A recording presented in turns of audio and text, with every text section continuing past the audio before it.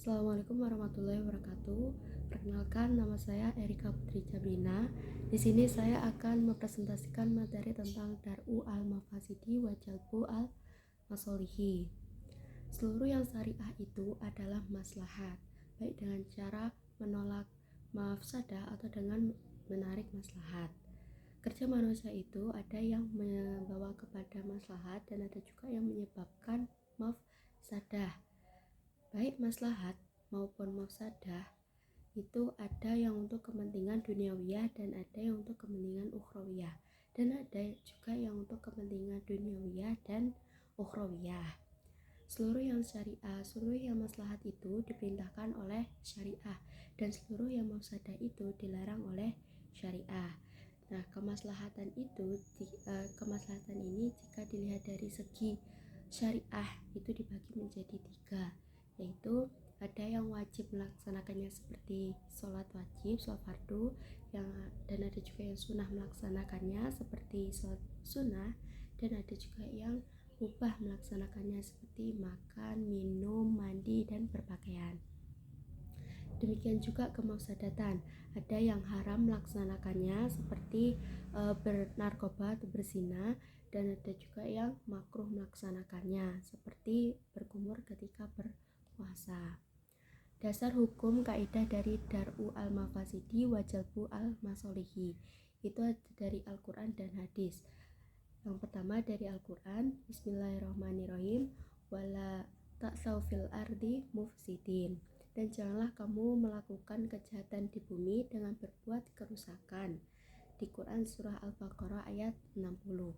Yang kedua itu ada wala tabagil fasada fil ardi innallaha la yuhibbul mufsidin, dan janganlah kamu berbuat kerusakan di bumi, sesungguhnya Allah tidak menyukai orang-orang yang berbuat kerusakan. Di Quran surah Al-Qasas ayat 77.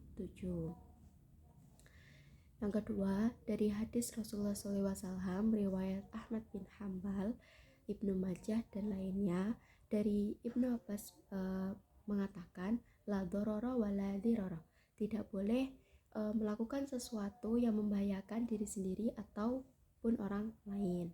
Nah, definisi dari Dar'u al-Mafasidi itu adalah menolak kemudaratan atau kerusakan, sementara Jalbu al-Masolihi itu menarik kemaslahatan atau kebaikan. Tindakan menghilangkan kemudaratan lebih diutamakan daripada mendapatkan kemaslahatan ketika keduanya bertentangan dan harus dipilih. Hal ini karakteristik maslahat dan mafsadah itu yang pertama ada tidak bertentangan dengan maqasid al-syariah, dengan menjaga agama, jiwa, akal, harta, keturunan. Nah, setiap perkara yang membawa kepada meneguhkan penjagaan terhadap 5 asas tadi itu dianggap sebagai maslahat, dan sebaliknya setiap perkara yang melupakan penjagaan terhadap 5 asas perkara tadi itu disebut mafsadah. Yang kedua itu maslahah harus tidak bertentangan dengan Al-Quran, maka jika bertentangan dengan Al-Quran disebut sebagai mafsadah. Yang ketiga itu maslahah harus tidak bertentangan dengan hadis, karena jika bertentangan dengan hadis maka disebut mafsadah. Yang keempat itu tidak bertentangan dengan qiyas, karena yang terkandung dalam Al-Quran dan qiyas adalah maslahat. Maka jika bertentangan dengan keduanya maka jelas itu bukan maslahat tetapi mafsadah. Dan yang kelima, yang terakhir itu tidak melalaikan maslahat yang lebih besar. Penerapan dari kaidah ini itu apabila di antara yang maslahat itu banyak dan harus dilakukan salah satunya dalam waktu yang sama, maka yang harus dipilih yang paling maslahat.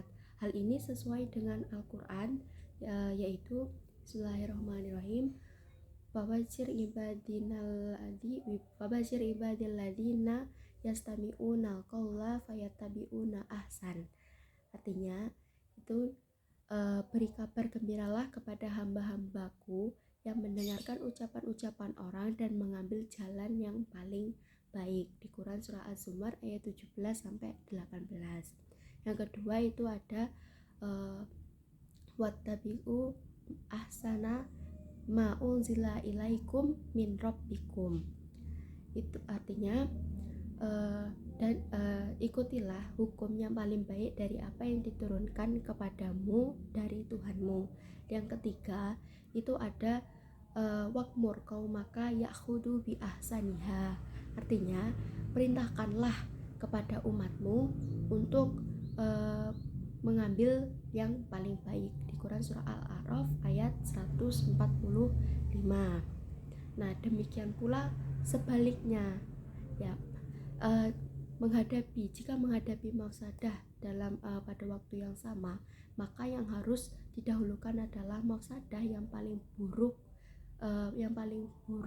akibatnya.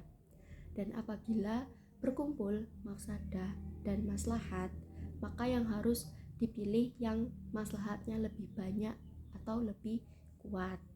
Nah, jika sama-sama banyaknya dan sama-sama kuatnya, maka menolak mafsadah lebih utama daripada meraih maslahat.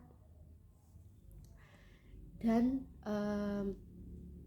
sebab menolak mafsadah itu sudah merupakan kemaslahatan. Umpamanya berkumur-kumur ketika sedang berpuasa, di satu segi itu mengandung kemaslahatan untuk membersihkan mulut, di sisi lain itu mengandung kemudaratan, kerusakan, yaitu membahayakan atau membatalkan ibadah puasa. Maka berdasarkan kaidah ini, yang terbaik untuk dilakukan adalah tidak berkumur-kumur untuk menghindari batalnya puasa. Cukup sekian presentasi dari saya. Bila ada kurang lebihnya saya mohon maaf. Assalamualaikum warahmatullahi wabarakatuh.